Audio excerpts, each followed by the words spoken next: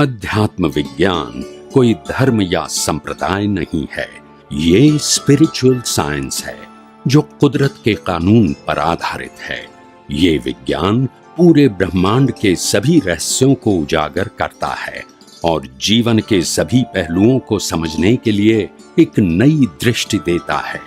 इसी को art of vision कहते हैं, दुनिया को देखने की एक नई दृष्टि, जो अध्यात्म विज्ञानी परम पूज्य स्वामी श्री कमलेशानंद जी के निर्देशन में सनातन सत्य का अनुसंधान कर हमारे जीवन को प्रकाशित करे। जय सच्चिदानंद। કુદરતે આ જગતમાં સુખ દુઃખ જેવી વસ્તુ મૂકે જ નથી. કર્મનો હિસાબ જરૂર છે અને કર્મ કરેલા ભોગ્યા વગર છૂટકો નથી. પછી એ ભગવાન શ્રી રામ હોય, શ્રી કૃષ્ણ હોય કે શ્રી મહાવીર, બધાએ કર્મ ભોગવવા પડે. પણ સુખ દુઃખ એ તમે આપેલા લેવલ છે. યસ કે નો? યસ. કેટલાક લોકો કહે છે અમને ખાવાની તકલીફ છે, કેટલાક લોકો કહે છે અમને અમારી જોઈતા કપડા મળતા નથી, કેટલાક કહે છે અમારી પસંદગીનું ઘર મળતું નથી, કેટલાક કહે છે પસંદગીનો વર મળતો નથી, બોલતા નથી. સમજાય છે? પણ હું એમ કહું છું કે તમને તકલીફ ઘરની છે, વરની છે, કપડાની છે, પહેલા. પણ દિગંબર સાધુઓ તો એમને એમ ફરે છે, તો એ દુઃખી હશે? બોલતા સમજાય છે? આ અવાજ કેવો આવે છે? એટલે ના જો આવે છે ઓન છે, ના ના એ ઓન છે. હા, એટલે માણસ દુઃખી નથી, માણસ સુખી નથી. સુખ દુઃખ એ માણસે ઊભી કરેલી પોતાની માન્યતા છે.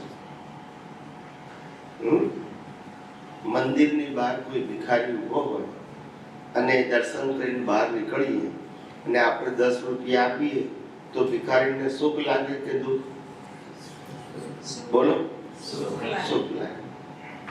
એ મંદિરની બહાર કોઈ રેન્જ રોવર ગાડી લઈને આવે 1 કરોડની અને એ દર્શન કરીને બહાર આવે, એને 10 રૂપિયા આપીએ તો બોલો, તો સુખ દુઃખ એ હકીકત છે કે માન્યતા છે? માટે આ જગતમાં સુખ દુઃખ જેવું છે, હિસાબ છે, પણ સુખ દુઃખ તમારી માન્યતા. સમજાયું? એટલે કુદરત કે છે કોઈ જગ્યાએ આ જગતમાં સુખ જેવી વસ્તુ જ નથી. અને સુખ એ વસ્તુનો, વ્યક્તિનો, અવસ્થાનો સ્વભાવ જ નથી. કોઈ વ્યક્તિથી સુખ મળે, કોઈ વ્યક્તિથી દુઃખ મળે એવું છે જ નહીં. કર્મના ખાલી શું છે? હિસાબ. સમજાય છે? પૈસાથી સુખ મળે એવું જરૂરી નથી. પૈસા વ્યવહાર ચલાવવાનું સાધન છે. શું છે? સુખનું સાધન. આ પૈસાને કારણે તો મારામારી થાય છે, લોકો કોર્ટમાં જાય છે, બોલતા નથી. યસ કે નો? અને ખિસ્સામાં 10 લાખ રૂપિયા હોય અને રાતે જઈએ તો સુખ લાગે કે દુઃખ? બોલો. એટલે પૈસા વ્યવહાર ચલાવવાનું સાધન જરૂર છે, સુખનું સાધન નથી. આ દુનિયામાં એક પણ વસ્તુ એવી નથી કે જેનો સ્વભાવ સુખ આપવાનો. આપણે માનીએ છીએ. સમજાય છે? એક જણને એક ડ્રેસ પસંદ હોય અને બીજાને ના પસંદ હોય, માન્યતા છે ને. કોકને અમુક વસ્તુ ખાવાનું ભાવતું હોય અને કોકને બિલકુલ ના ભાવે, તો માન્યતા છે ને. કોઈને લાગે કે આ ઘરમાં રહેવું બહુ સારું છે અને કોઈને લાગે કે આવા ઘરમાં રહેવાય. દરેકની પોતપોતાની માન્યતા. નોકરી ના મળે ત્યારે કે નોકરી મળે તો સારું, મળ્યા પછી કે હવે હારી મળે તો સારું. ના, એટલે બધી માન્યતાઓ છે બધી. ત્યારે કુદરત કહે છે આ દુનિયા કોઈની માન્યતાથી ચાલવાની નથી, તમારા કર્મના હિસાબ પ્રમાણે ચાલશે. તમે માનો કે ના. રામને વનવાસ જવું પડે એટલે જવું જ પડે. સમજાય છે? ગમે એટલા મુહૂર્ત કરાવો તોય બોલતા નથી. યસ કે નો? આપણે બધા પાણીએ તારે બધા મુહૂર્ત કરાવીને પાણીએ છે, તોય ફેલ કેમ થાય છે હજુ ખબર નથી. બોલતા યસ કે નો? ને સારા ચોઘડિયામાં મકાન લઈએ છે, તોય રહ્યા પછી પાછા હાથ પગ ભાગે છે. બોલતા યસ કે નો? બોલો. એટલે કે ચોઘડિયા મોગડિયા જોવાથી કશું દાડો પડતો ખ્યાલ આવ્યો? કુદરતે તમને જે મોકલ્યા છે એ ચોઘડિયા જોઈને જ મોકલ્યા છે, તમારા કર્મના ચોઘડિયા પ્રમાણે. બરાબર છે? હવે આપણે કોઈ ચોઘડિયા જોવાના નથી. બાકી માણસ જન્મે છે અને મરે છે, ચોઘડિયા જોઈને જન્મે છે, ચોઘડિયા જોઈને મરે છે. આ તો બધી માન્યતા છે. શું છે? જે સમયે જે થવાનું હોય એ થાય જ. સમજાય છે? કૃષ્ણ ભગવાનનો જન્મ જેલમાં થયો, ચોઘડિયું જોઈને થયો. સમજાય છે? બધી આપણી માન્યતાઓ છે. શું છે? જેટલું નબળું મન એટલી માન્યતાઓ વધારે, જેટલું સબળ મન એટલી માન્યતા ઓછી છે. સમજાય છે? નબળા મન વાળાને બધું હોય, ખ્યાલ આવે? સશક્ત મન હોય, કોન્ફિડન્સ વાળું મન હોય, આત્મવિશ્વાસ વાળું મન હોય તો આ બધું અડકે નહીં. આવે ને જતું રહે. સંજોગો તો એને આવે પણ એમને અંદરથી હલાવે નહીં. સમજાય છે બધાને? એટલે આ જગતમાં સુખ દુઃખ જેવી વસ્તુ નથી. આ મન વચન કાયામાં સુખ કે દુઃખ નથી. સુખ એ માત્ર આત્માનો જ સ્વભાવ છે. કોનો સ્વભાવ છે? બીજી કશી વસ્તુ આ દુનિયામાં સુખ વાળી અથવા સુખ આપે એવી છે નહીં, સિવાય કે તમારી માન્યતા.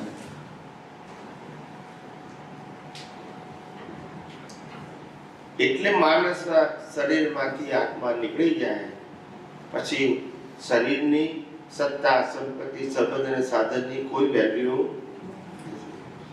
યસ કે નો? પણ આપણને બધાને એ ખબર નથી કે કિંમત આત્માની છે. નીકળી ગયા પછી ખબર પડે કે ભાઈ તો ગયા, પણ ભાઈ તો ત્યાં જ હોય. આત્મા નીકળી ગયો. સમજાય છે? આખી જિંદગી સત્તા, સંપત્તિ, સંબંધ અને સાધનોની કિંમત કરીએ છીએ એ અહીંયા રહે છે. શરીરની કિંમત કરીએ એ અહીંયા રહી જાય ને આત્માની કિંમત નથી કરતા, એ હાથે આવે છે. યસ કે નો?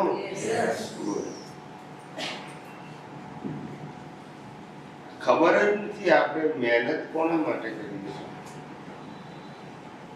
આપણે મહેનત કોના માટે કરીએ છીએ જ ખબર નથી. શેના માટે કરીએ છીએ? આપણે મહેનત કોના માટે કરીએ છીએ જ ખબર નથી. ઘણા કહે છે કે અમે છોકરા માટે કરીએ છીએ અથવા પરિવાર માટે કરીએ છીએ. તો હું કહું કે પરિવાર માટે તમે કરો છો એને વાંધો નથી, પણ એ પરિવાર જ્યારે તમે એક્સપાયર થઈ જાઓ અને બીજા ભાવમાં એમ કહો કે હું તારો બાપ હતો કે તારી માં હતી અને બધો પુરાવો આપો તો મિલકતમાંથી ભાગ આપે. ગમે એટલા પુરાવા આપો તો આપે.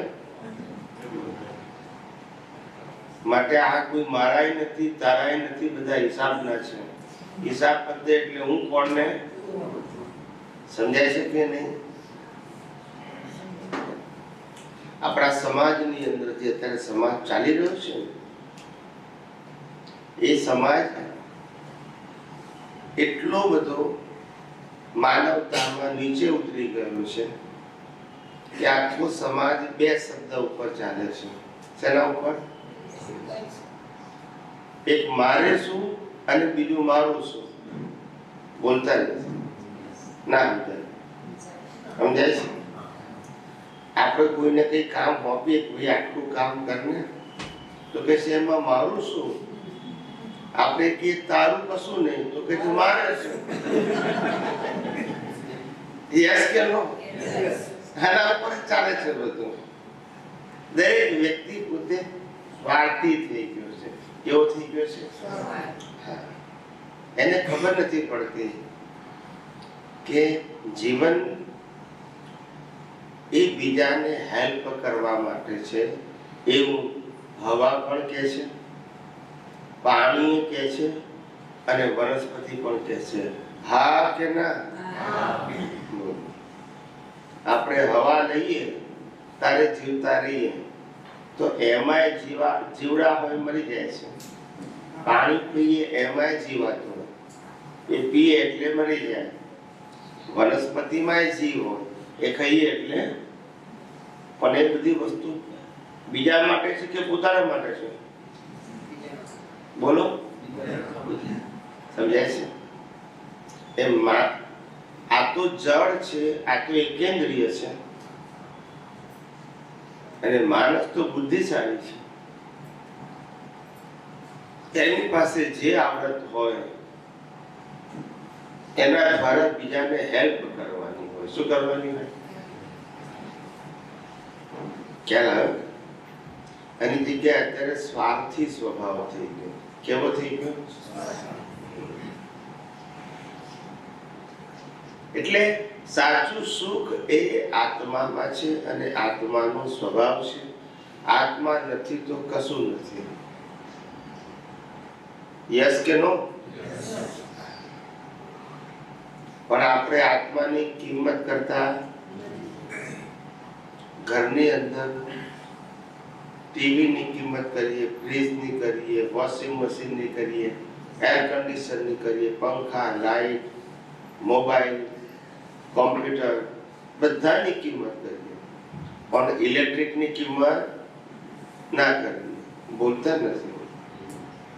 ઇલેક્ટ્રિક વગર આ બધા ઇન્સ્ટ્રુમેન્ટ ની કિંમત ખરી?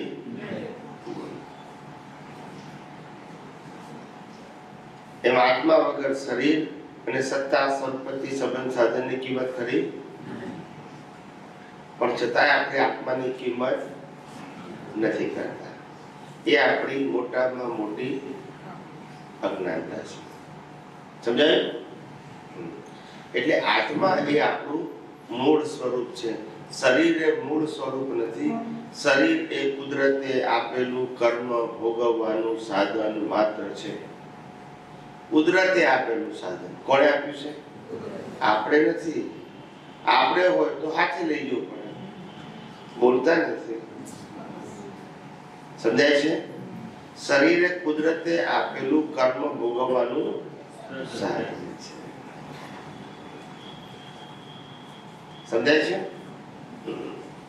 જેમ જેમ આ કર્મ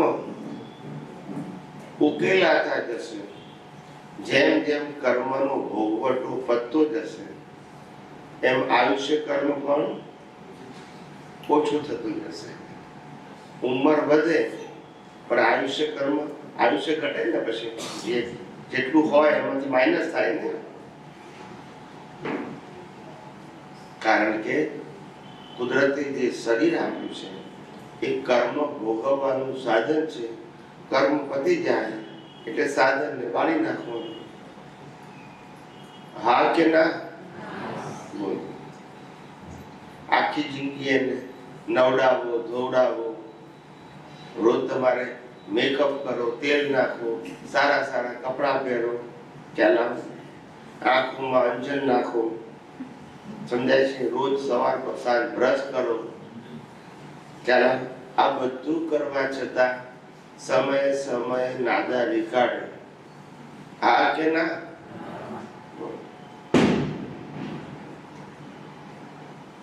ખ્યાલ. ઉંમર થાય એટલે દેખાય નહીં, સંભળાય નહીં, ખ્યાલ. ચોકઠા લગાવવા પડે. શું કરવું પડે? વાળ ઉતરી જાય તો રિંગ પહેરવી પડે. બોલતા નથી. સમજાય છે? પછી શરીર કદરૂપું હોય તો મેકઅપ લગાવવું પડે. પ્લાસ્ટિક સર્જરી કરવી પડે. કુદરતે સર્જરી કરી એમાં પાછું નવી સર્જરી કરાવે. બરાબર છે? એ ગમે એટલી સર્જરી કરાવે તો ઉપર તો જવાનું જ. બોલતા નથી. હા કે ના? હું કાઠિયાવાડમાં જઉં ને ત્યારે હું કહું હુંકારો કરજો, કારણ કે હુંકારો જીવતા હોય તે જ કરી જાય. મરેલા બોલતા નથી. મરેલા કરીએ ના કરીએ એ ઘણા જીવતા મરેલા હોય.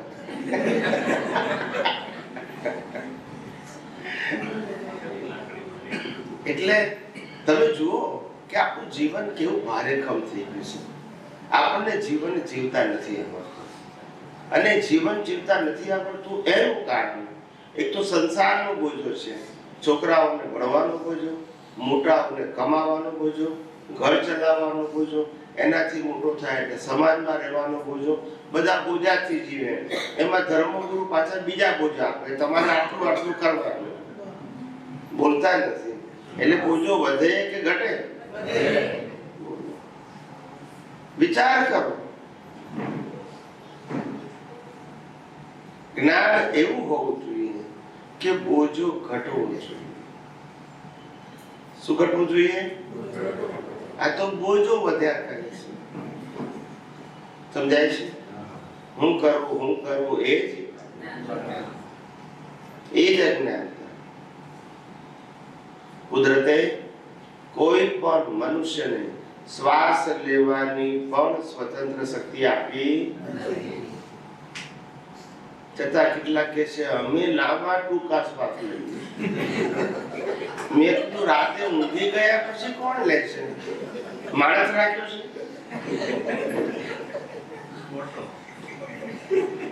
સમજાય?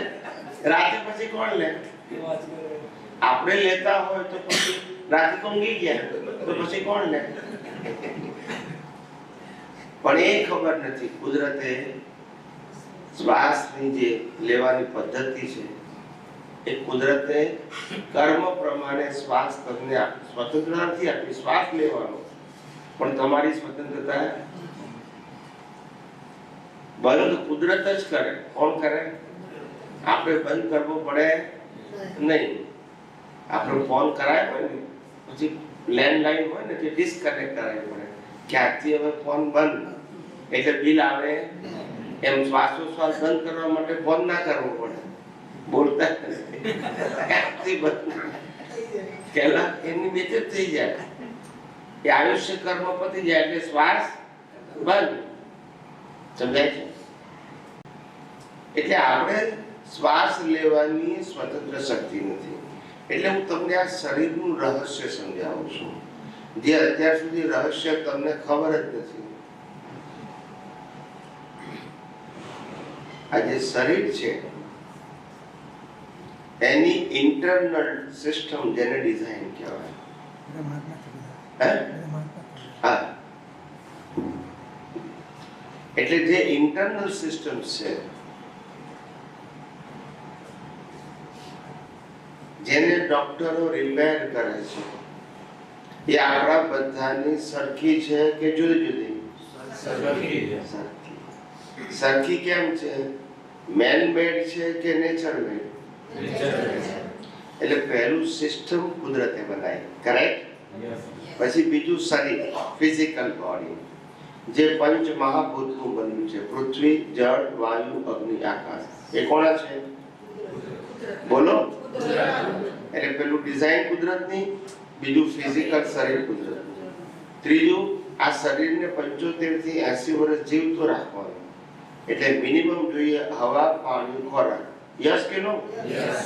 એ પણ કોણ આપે? કુદરત.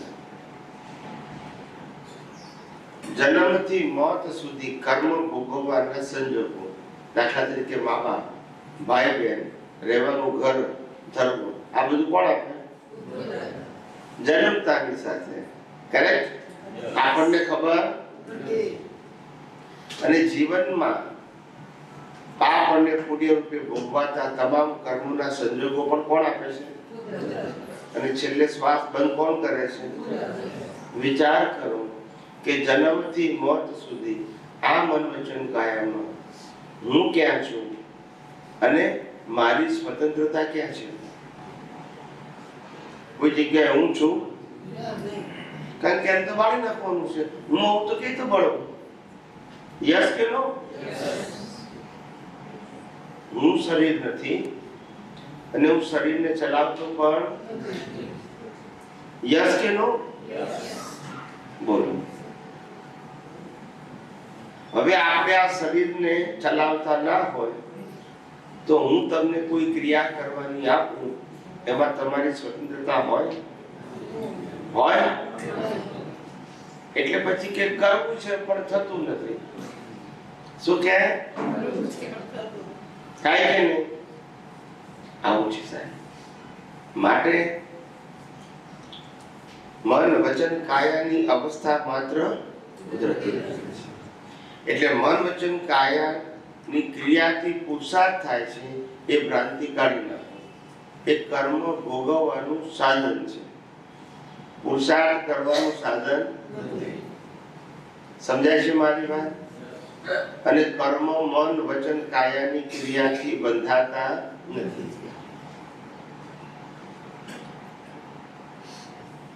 કર્મ ભાવથી થાય છે. શેના થાય છે? જેવો ભાવ તેવો ભાવ. જેનો ભાવ બગડ્યો એનો ભાવ બગડ્યો. જેની ક્રિયા બગડી એનો ભાવ બગડ્યો. કોઈ શાસ્ત્રમાં નથી. છે? બોલો. અત્યાર સુધી બધાએ એ શીખવાડ્યું, તપ કરો, જપ કરો, માળા કરો, ઉપવાસ કરો, મંદિરમાં જાઓ, એને પુરુષાર્થ કહેવાય. એવું જ બતાવ્યું ને? બોલતા નથી. આ ભગવાનને માનો, આ ગુરુને માનો, આ ક્રિયા કરો, આ શાસ્ત્ર વાંચો. સમજાય છે? તો તમે ધર્મના માર્ગે પ્રગતિ કરી શકશો. આવું બતાવ્યું કે નહીં?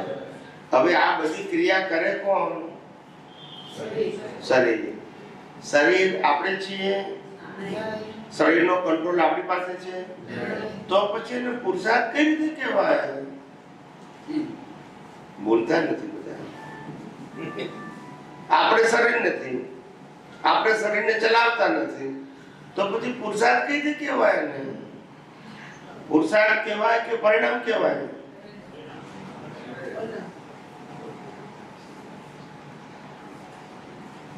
બોલો. પરિણામ ને પુરુષાર્થ માને છે એની તો આ ભ્રાંતિ છે.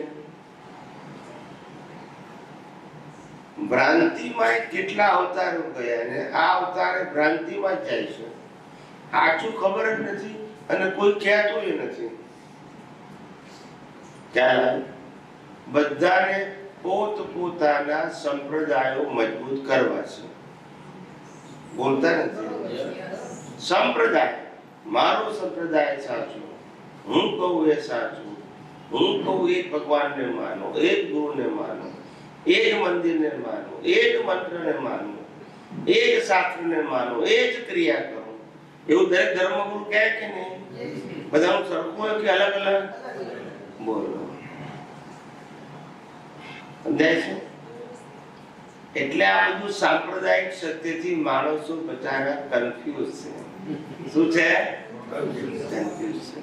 સાચું બતાવનારો કોઈ છે નહીં. ખ્યાલ આવ્યો? અને સાચું બતાવનારો હોય ત્યાં સમજનારાની સંખ્યા ઓછી હોય. ખ્યાલ આવ્યો? એક મહાશય કે સ્વામીજી, તમે સત્સંગ કરો છો ત્યાં સંખ્યા કેમ ઓછી હોય છે? અમારા ધર્મગુરુ આવે તો 5,000 માણસો આવે છે.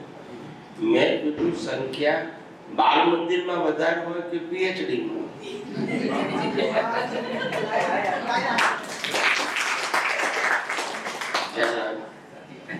એટલે કુદરતી જેવું, જેટલું ધોરણ નીચું એટલી સંખ્યા વધારે.